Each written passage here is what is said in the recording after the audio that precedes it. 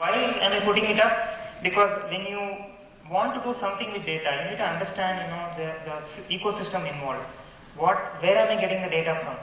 Which are the data sources? If you see there is a data flow here, who is actually going to pay if I am able to use the data better, right? This gives you a context as a if you technology team as to where do you need to focus on, what kind of analytics, what type of outcomes should I concentrate on. What is being done with data today? A lot of things are very standard stuff when it comes to VAS, reports and basic analysis, untargeted campaigns. I think Ajay would agree that it's amazing why we get so many SMS. I get an SMS for things which I've never even done in my life. So there's a lot of untargeted campaigns. But technology has moved on. I remember 15 years back, I was with Asian Paints then, and I started off in internal audit. I'm a finance MBA, but I was in internal audit. And the first internal audit was to a branch in Mumbai, and it was stock taking. And it was a peak season, it was August, September, before Ganesh Chaturthi. And you had the godown stacked almost up to 15 feet with cartons, paint cartons and paint dabbas. So my stock taking involved climbing up, counting them, putting them into a paper, and then getting back to the my boss and saying that okay, I've done the stock taking. It's unimaginable today. You've got RFID, you've got tagging, kind of all kinds of technology devices which make stock taking, inventory management absolutely at the click of a button. But then there are areas where technology has not helped still. I remember 10 years back when I came to SPICE, again my first assignment was internal audit. It was to find out what is the diesel which is getting used in towers. Right? Because we have huge power cuts in India, but our network is still up. How? It runs on DGs. Right? So a lot of diesel gets consumed. So my job was to go side by side. We had about 100 cell sites then. Go to about 10, 15 of them and actually go and say, okay, what is the diesel being used and when do you switch it on, blah, blah, blah. So I expect in 10 years time, we would have found a way of handling it. But as recently as, 2 days back, I was speaking to one of India's largest network providers, and they said they still have the same issue with diesel. They still don't know what they are consuming, why is it being consumed. So I think some challenges still remain. It is in terms of, probably getting the data and not knowing what to do with the data, because data is available, but it's in terms of what do you do with it, how do you do with it, So I think VAS is similar. There's a lot of data which is available, there are millions of records available, but what is being done with it is more of basic analysis, right? What can be done is a lot more, and I think that's what should interest all of us in terms of the potential to leverage the data. So it's basic, you're not leveraging the power of data. What can we do? There's always a volume versus value game. It's very true in in any business, true in telecom as well. Do I push say 1 million transactions, which gives me say 1 rupee each, or I push half of that, which gives me 5 rupees each? It's a value versus volume game, right?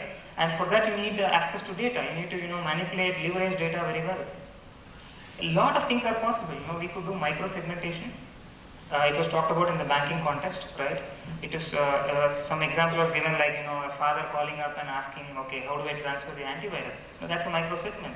So for your micro segment is a middle class family where they have more than one laptop, where they would like to optimize on the cost of the software. Fine, that's a micro segment for you. Maybe it is only 100,000 strong, but it's big enough for you to plan a targeted marketing campaign and make some sense out of that.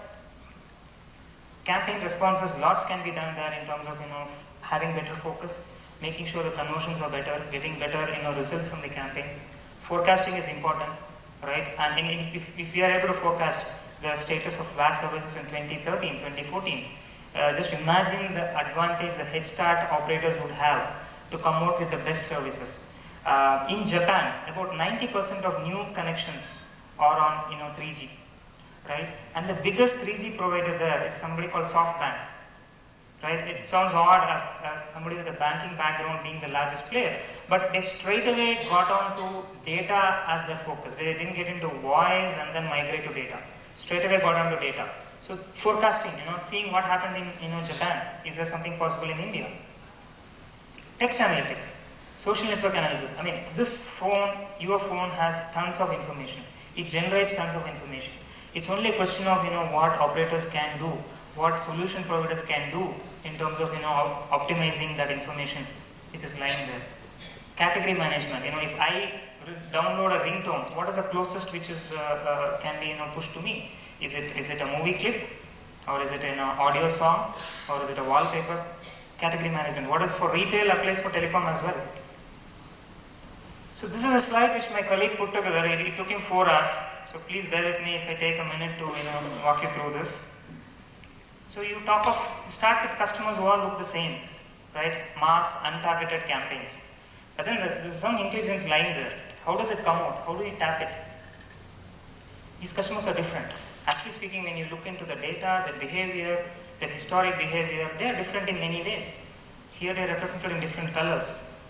So this is the first step to identify the differences within your customer base. Then you want to come out with campaigns, right? You will then look to see that some of them are more likely to respond to peer-to-peer SMS, some of them are more in the entertainment category, some are needing information like news and weather and stock market updates. So you profile them now into different categories. You would then like to come out with offers for them. So you want to know who is going to respond to these offers. Not everybody is going to respond. So you have broken down your segment from say 4 to 3. So you cut down the cost of campaigns by at least 25 to 50%. But then even if somebody is going to respond, is he actually a higher revenue customer? Does it make sense for me to offer this campaign to this customer? And the answer could be that you have very few left. So probably 10 to 20% of the customer base is what you should target. If you do that, then your campaign responses go from say 1% to probably even 10%, 15%. You're also saving on cost, reducing customer fatigue, and that's the power of data.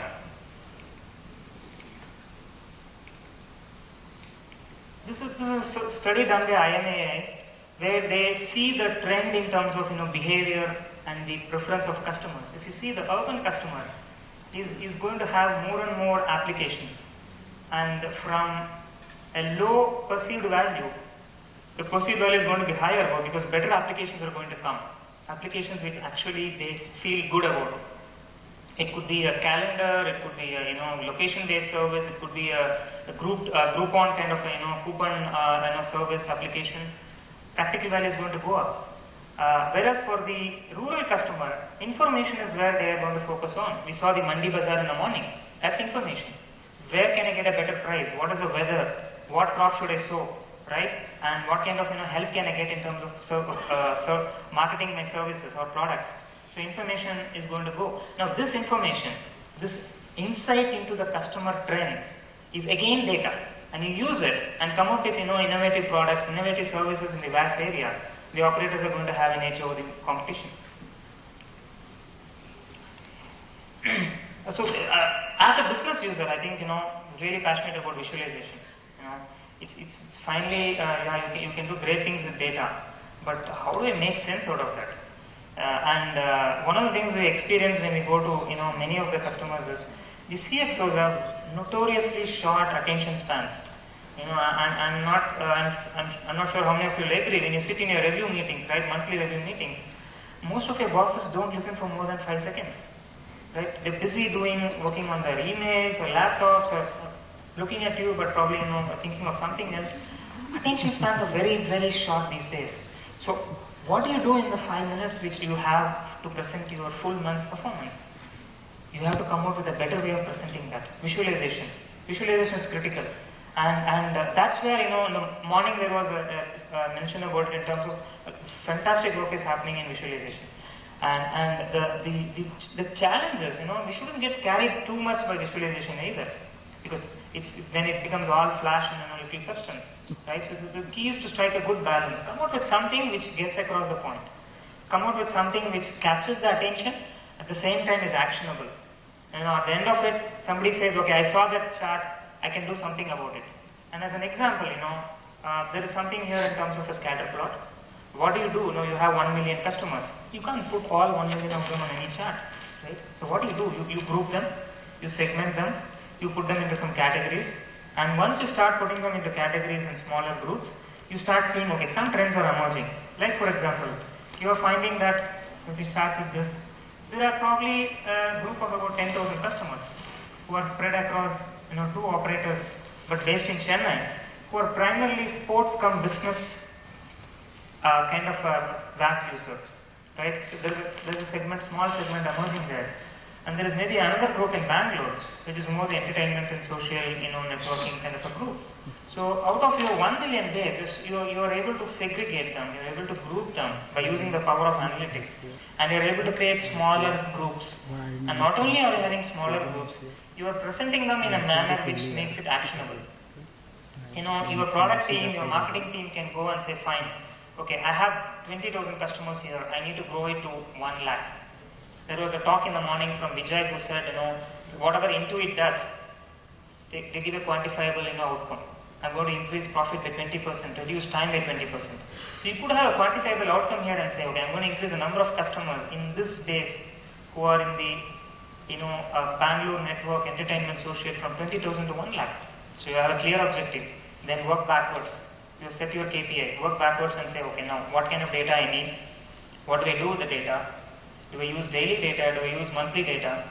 Right? And okay, I've got an analysis done. Now how do I communicate to the customer? Do I do it over SMS? Do I do it over a direct campaign? Do I do it over codings, advertisements? So things start falling into place because they are all guided towards a common objective, which is increasing the number of customers in that particular segment.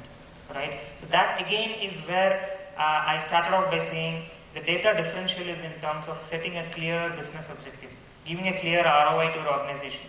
And saying that you give me 1 lakh of rupees for marketing, product development, I will increase the revenue by say 5 lakh rupees. And the moment you set that, then even in difficult economic times, right, you would find that budgets are a bit easier to get.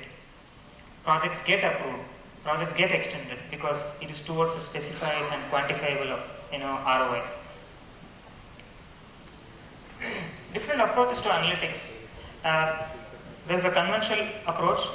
And we talked about CRM and other things in the morning. There are numerous projects which keep getting extended. Deadlines are not met.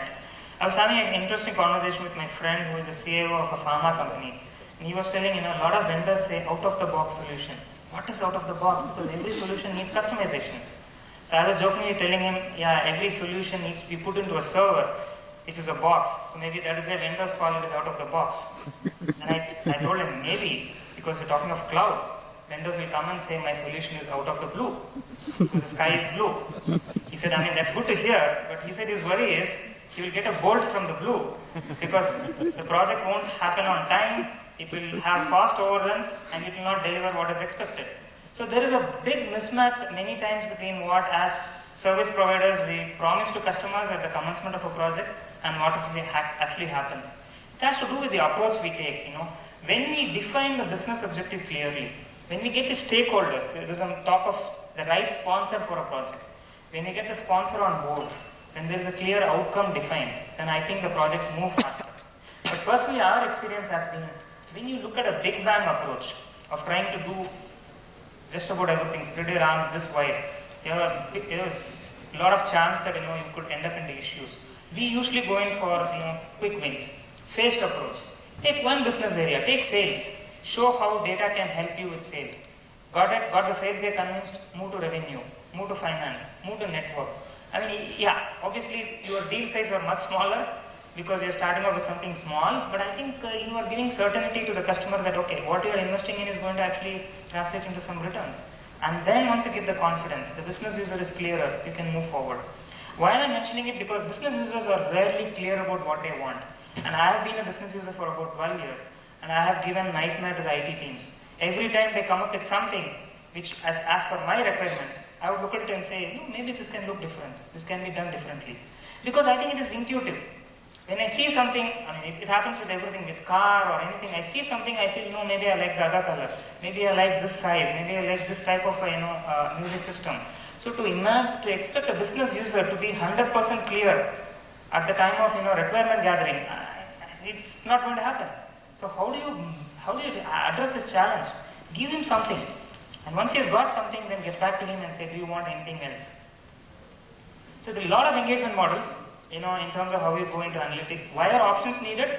So that you make sure your project is a success, so that the customer objectives are met. And finally, the focus has to be on ROI. We insist on that it could happen because you increase revenues, increase VAS, anything you do.